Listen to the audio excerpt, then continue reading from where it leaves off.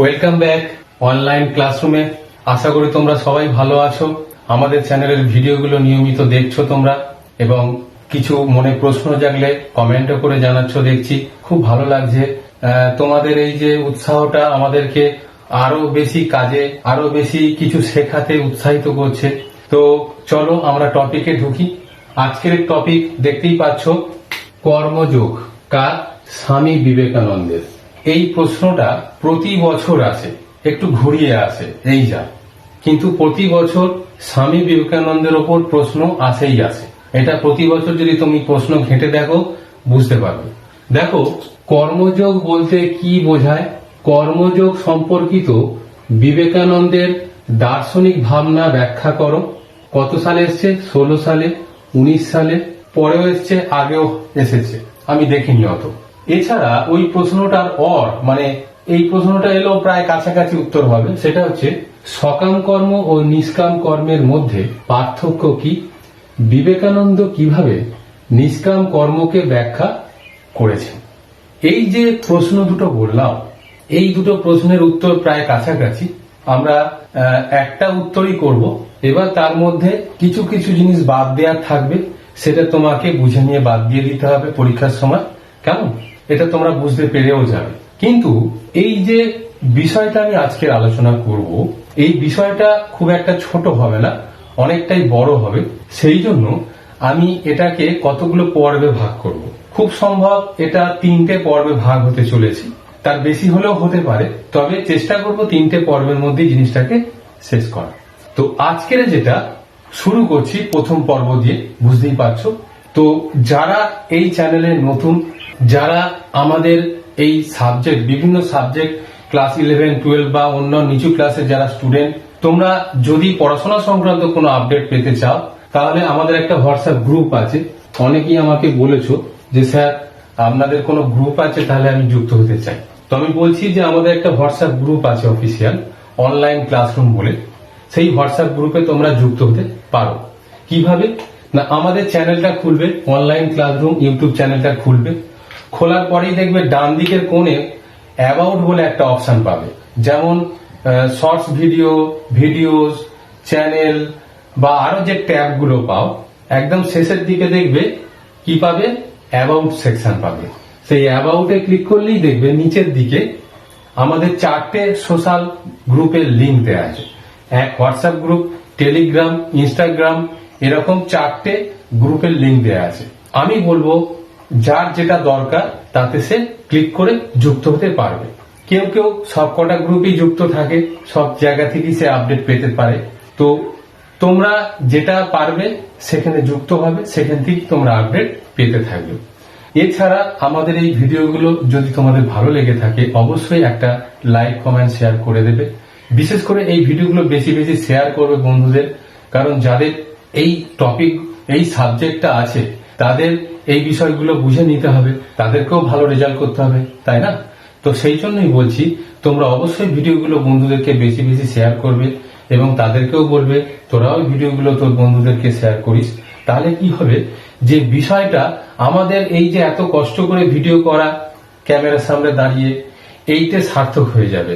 আমাদের উদ্দেশ্য একটাই, যে যারা বিষয়গুলো বুঝতে পারছে না, সে যেখানেই পড়াশোনা করুক না কেন, সেই বিষয় ঘাটতি জায়গাগুলো আমরা পূরণ করতে চাই। এই উদ্দেশ্যটা যদি আমাদের থাকে, তাহলে তোমাদের কিন্তু শুধু নিজেদেরকেই শিখে নিলে হবে না, বুঝে নিলে হবে না, তোমাদের বন্ধুদেরকেও এই জায়গাটা হেল্প করতে হবে। তোমাদেরকে তাদের কাছে পৌঁছে দিতে হবে ভিডিওগুলো, বা তাদেরকে চ্যানেলের নামটা বলতে হবে। এইভাবে তোমরা হেল্প করবে সবাই সবাইকে। তো আমরা তাহলে মেন টপিকে ঢুকবো এবার। তাহলে আমাদের বিষয়বস্তু কি, যে বিবেকানন্দের কর্মযোগ নিয়ে কি আলোচনা আছে। এখানে একটা কথা বলে দিই, দেখো এখানে একটা 2023 সাল লেখা আছে, তার মানে এই প্রশ্নটা 2023 সালে এসেছে। দেখে থাকবে এই প্রশ্নটা এসেছে। তাহলে এই প্রশ্নটা কেন স্যার লিখেছেন? আমি এই জন্য লিখেছি, অনেক ক্ষেত্রে দেখা গেছে যে একই প্রশ্ন রিপিট হয়েছে। কারণ নিয়মে বলা আছে যে 30% প্রায় নম্বর রিপিট প্রশ্ন হতে পারে। তো সেই জন্য এই প্রশ্নটা এইভাবেও আসতে পারে আবারও। তো সেই জন্য প্রশ্নটা লিখেছি 1, আর 2 এই জন্য আরো লিখেছি যে এই প্রশ্নটার মানে প্রশ্ন এইটা, মানে এই প্রশ্নটা বদলে এই প্রশ্নটাও আসতে পারে, বা এই প্রশ্নটার বদলে এই প্রশ্নটাও আসতে পারে। উত্তর প্রায় কাছাকাছি হবে। আমি একটা উত্তরই দেব, সেখান থেকে তোমাদের যেগুলো যেগুলো ইম্পর্টেন্ট মনে হবে, যেগুলো যেগুলো এর জন্য উপযুক্ত মনে হবে, সেখান থেকে তুলে তোমরা পরীক্ষার খাতায় লিখবে। কেমন? তাহলে চলো আমরা টপিকে চলে যাই। চলো হোয়াইট বোর্ডের দিকে। দেখো, স্বামী বিবেকানন্দ ভারতীয় আধ্যাত্মিক জগতে স্বামী বিবেকানন্দ এক অবিস্মরণীয় যুগ পুরুষ বলা যায়। কেমন? মানে আধ্যাত্মিক জগতের আলোচনায় স্বামী বিবেকানন্দ যে তার অভিমত রেখে গেছেন, তার মতাদর্শ রেখে গেছেন, যেটা আজও চর্চার বিষয় হয়ে উঠেছে। তো সেই জন্য স্বামী বিবেকানন্দকে বলা হয় আধ্যাত্মিক জগতে স্বামী বিবেকানন্দ এক অনির্বচনীয় যুগপুরুষ বলা যায়। তিনি একজন কর্মযোগী, তিনি একজন মহান কর্মযোগী বলা হয়। তার সারা জীবনের ব্রত ছিল মানুষের মুক্তি কি করে করা যায় তার চেষ্টা। তার জীবনের ব্রত ছিল দুঃখ দুর্দশাগ্রস্ত ভারতবাসীর কি করে মুক্তি দেওয়া যায় তার চেষ্টা করা।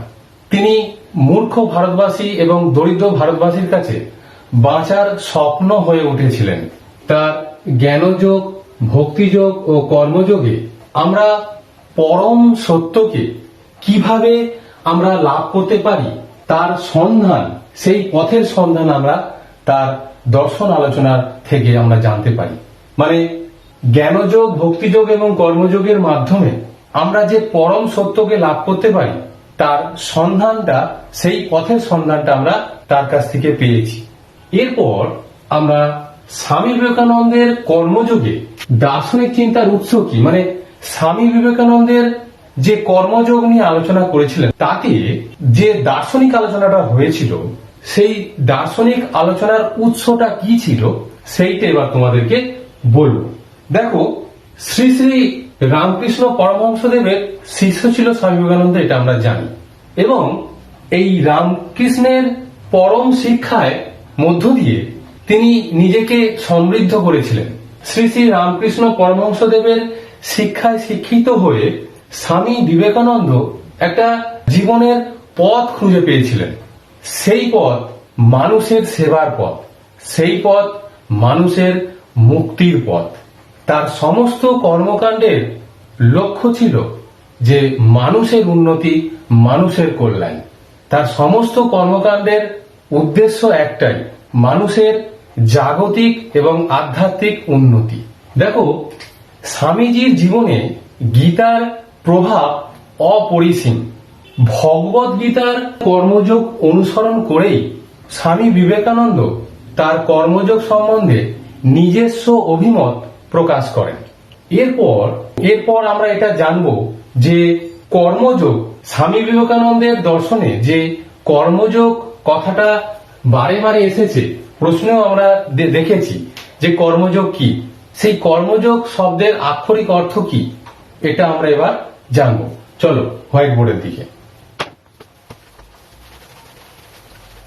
দেখো, স্বামী বিবেকানন্দ জানতে গেলে তার দর্শনে যে কর্মযোগ নিয়ে আলোচনা হয়েছে, সেই কর্মযোগ শব্দের অর্থ জানতে হবে। প্রশ্নেতেও দেয়া আছে যে কর্মযোগ কি, কর্মযোগ বলতে কি বোঝায়।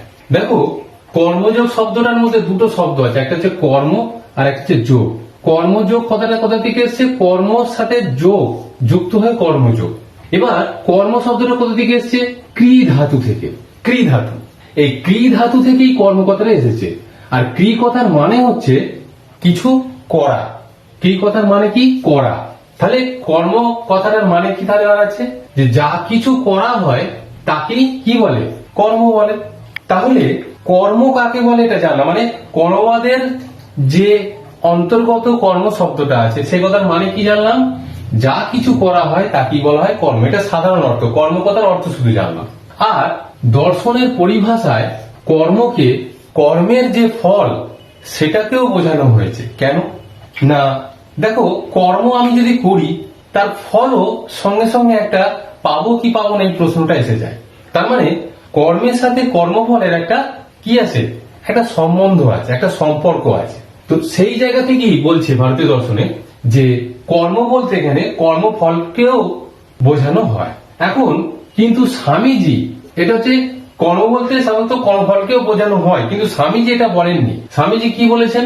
স্বামীজি কর্ম শব্দটিকে কেবলমাত্র কাজ করা এই অর্থে ব্যবহার করেছেন। কেমন? স্বামীজি তাহলে কি অর্থে? কাজ করা। কর্ম বলতে কাজ করা, শুধু এইটুকু অর্থেই গ্রহণ করেছেন। কেমন? কর্মফলকে তিনি গ্রহণ করেননি। এবারে তাহলে কর্ম কথাটার মানে আমি পেয়ে গেলাম। এবার যোগ। যোগ হচ্ছে মানে হচ্ছে যুক্ত হওয়া। যোগ কথার মানে কি? কি? যুক্ত হওয়া। তাহলে যোগ কথার মানে হচ্ছে একটির সঙ্গে, অর্থাৎ একটির সঙ্গে আরেকটি বিষয়ের সংযোগকেই সাধারণত কি বলা হয়?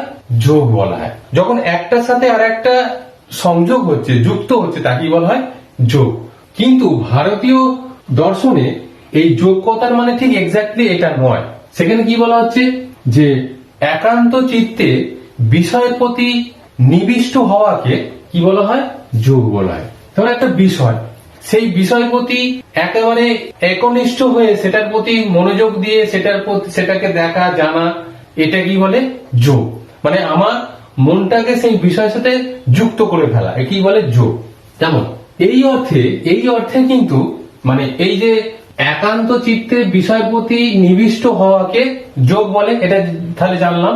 এই অর্থে জীবাত্মার সাথে পরমাত্মার যে যোগ, এই যে আমি জীবাত্মা, মানে আমার মধ্যে যে জীবাত্মা আছে, আর একটা যে পরমাত্মা হয়, সেই পরমাত্মার সাথে জীবাত্মার যে যোগ বা যোগাযোগ, অর্থাৎ নিজের মধ্যে যে বুদ্ধিটা আছে, সেই নিজের বুদ্ধিকে ঈশ্বরের বুদ্ধির সাথে সংযুক্ত করার নাম হচ্ছে যোগ। তাহলে যোগ কথার মানে একটা বৃহৎ অর্থে আমরা কিন্তু জেনে গেলাম কি? যে জীবাত্মার সাথে পরমাত্মার যে যোগ, অথবা নিজের বুদ্ধিকে ঈশ্বরের বুদ্ধির সাথে যোগ করা, মানে আমার যে বুদ্ধি, মানে নিজের বুদ্ধিকে ঈশ্বরের বুদ্ধির সাথে যোগ করা বা সংযুক্ত করা, তাকে বলা হয় যোগ। স্বামী বিবেকানন্দ ব্যাপক অর্থে কিন্তু যে কোনো ধরনের কর্মের সমাধি হওয়াকে, মানে যে কোনো ধরনের কর্ম হতে পারে, সে আমি জুতো পালিশ করতে পারি, সে আমি ভ্যান চালাতে পারি, সে আমি একটা বড় চাকরি করতে পারি, যখন যে কাজটা করছি সেই কাজেতে নিজেকে সমাধিস্থ করা, মানে আমার মনটাকে একেবারে ওই বিষয়ের মধ্যে আবিষ্ট করে তোলা, মানে আবিষ্ট করা, ওই বিষয়ের মধ্যে একেবারে ঢুকে পড়া।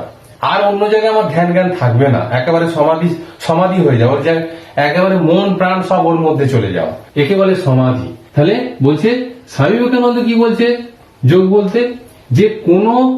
যে কোনো ধরনের কর্মে সমাধি হওয়া, সমাধিস্থ হওয়াটাকে বলছে যোগ। এটা স্বামী বিবেকানন্দ এই অর্থটা গ্রহণ করছেন। কেমন? এরপর আমরা গীতায় কর্মযোগ তত্ত্ব নিয়ে কি আলোচনা আছে সেটা একটু আমি বলবো। চলো হোয়াইট বোর্ডের দিকে।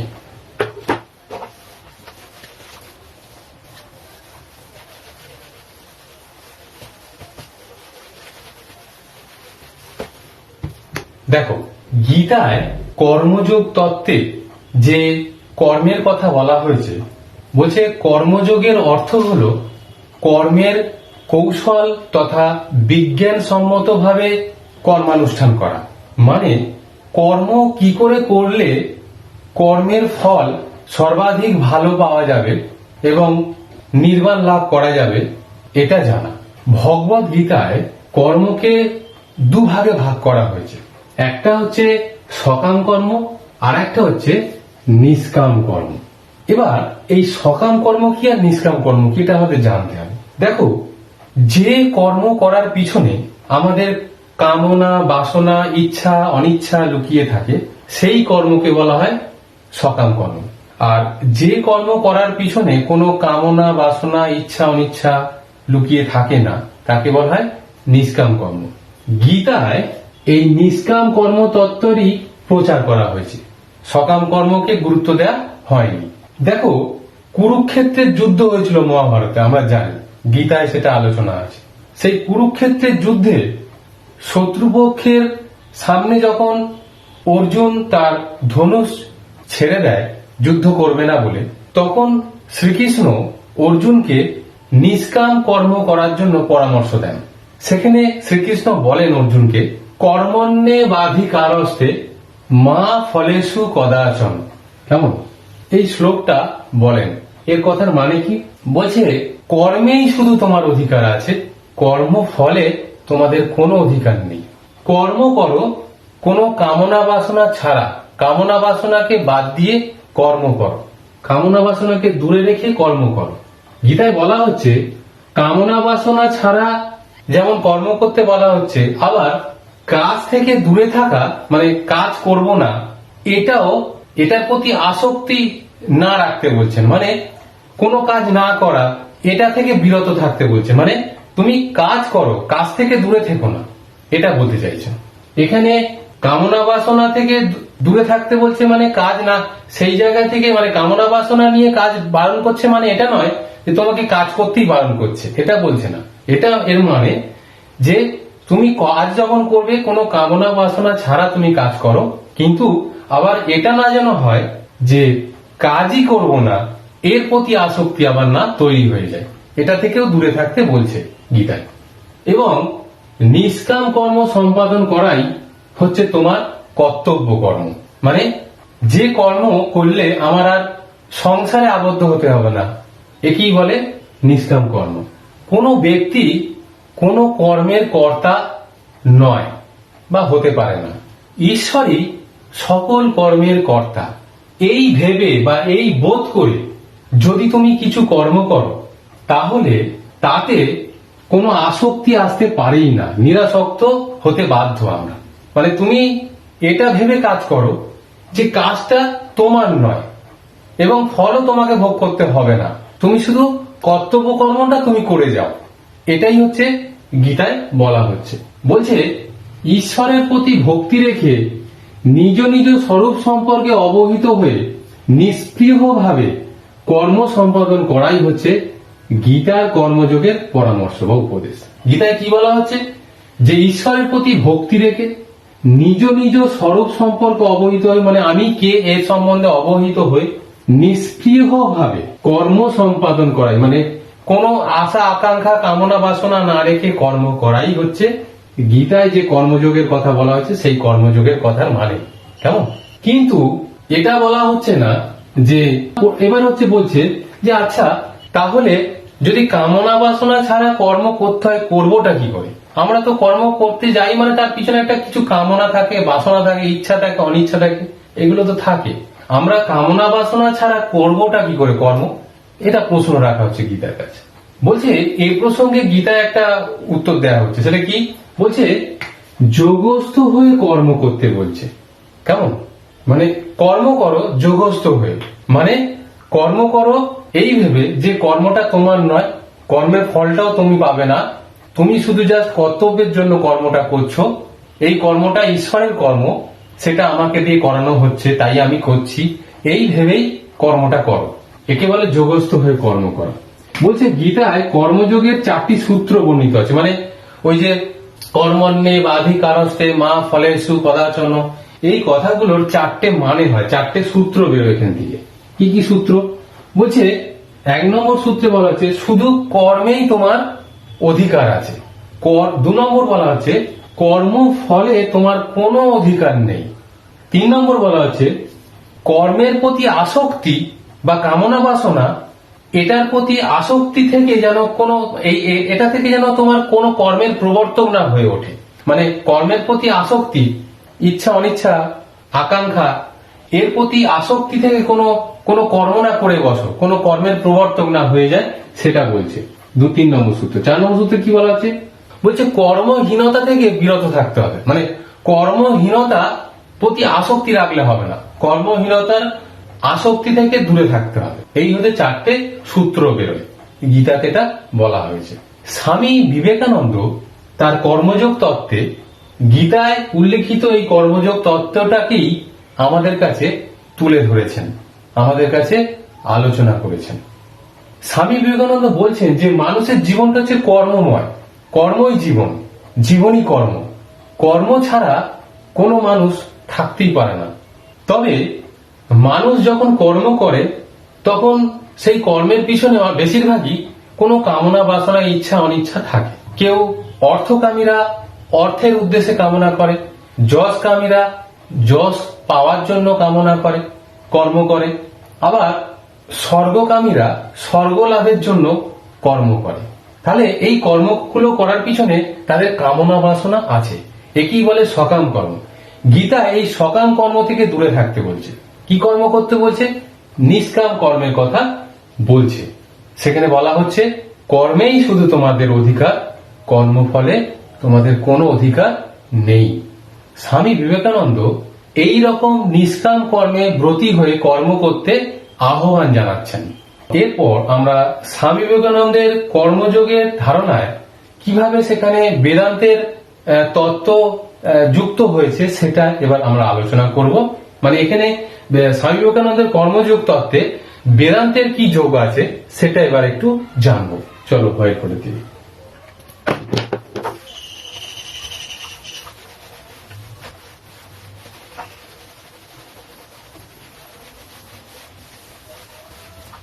দেখো, আমাদের ভিডিও যদি আমরা আরো কন্টিনিউ করি, ভিডিওটা অনেক বড় হয়ে যাচ্ছে।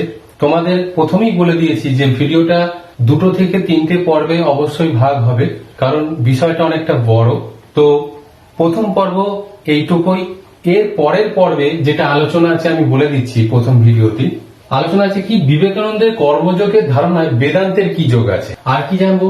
স্বামী বিবেকানন্দের কর্মযোগের ব্যাখ্যা। মানে স্বামী বিবেকানন্দ কর্মযোগ বলতে ঠিক এক্স্যাক্টলি কি বুঝেছেন, আমাদেরকে কি বুঝিয়েছেন সেইটা বুঝবো। আর কি চরিত্র ওপর কর্মের প্রভাব। মানে স্বামী বিবেকানন্দের কর্মযোগে যে আটটা বিষয় আছে, সেই 8টা বিষয় আমি পরপর আলোচনা করব।